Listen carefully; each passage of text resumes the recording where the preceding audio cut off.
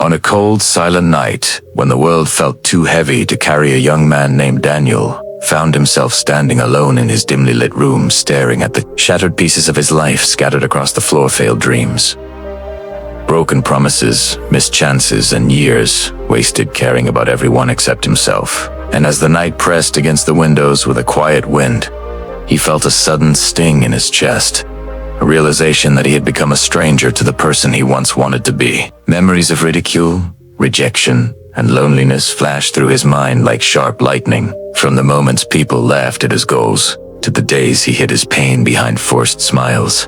And in that quiet suffering, he finally whispered to himself that he was tired of being weak, tired of waiting, tired of hoping someone else would fix him, and tired of living a life he didn't respect. And that whisper slowly grew stronger until he said it out loud.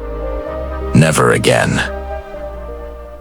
That night he remembered the boy he used to be, the boy who dreamed without limits, the boy who believed he could build a future brighter than anything he had come from. But life hit him so hard that the fire inside him dimmed, almost dying, and he became a man trapped between regret and fear.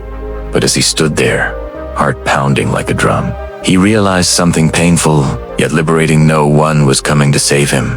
No miracle was waiting outside his door, and no person was going to hand him the life he wanted. It had to be him, and only him. Suddenly the silence in the room felt different, like a starting line instead of a graveyard, and with trembling hands he wiped the tears from his face, looked at his reflection in the window, and saw not the broken man he had become, but the warrior he was meant to be. Because deep down he knew that inside every defeated soul lived a version that refused to stay down. He thought of all the nights he cried silently, all the mornings he woke up exhausted from fighting battles no one knew about, all the times he helped others while ignoring his own wounds.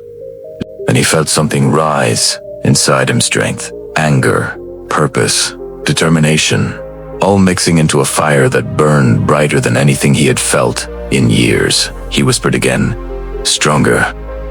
Never again will I let fear control my life. Never again will I live small. Never again will I wait for permission to become the person I know I am meant to be.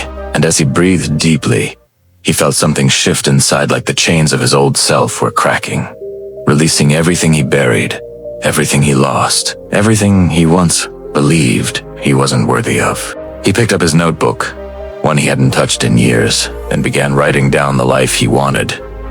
Discipline, purpose, ambition, peace, strength, health, success, a future built with his own hands. He wrote until his fingers hurt, until he could barely see through his tears. And when he finally stopped, he felt oddly calm, as if the universe itself had opened a door for him. He cleaned his room, washed his face, stood tall in the mirror, and for the first time in a long time he saw potential instead of failure. That night didn't magically fix his life, but it changed something far more important: his direction, his mindset, his belief in himself. He made a promise that would define the rest of his life, that he would rise before the sun, chase purpose instead of people, rebuild himself from the inside out, and fight for his future even when it hurt. And every morning after that night, he repeated the same words, like a prayer, a vow, a battle cry. Never again would he settle for less. Never again would he break himself to please others. Never again would he live without fire. And slowly, piece by piece, the world began to feel different, not because the world changed, but because he did. And in the end, years later, when people looked at him with admiration, calling him strong, disciplined, successful, inspiring, they never knew it all started on one quiet night when he stood alone in his room, broken but not beaten, whispering two words that saved his life: never again.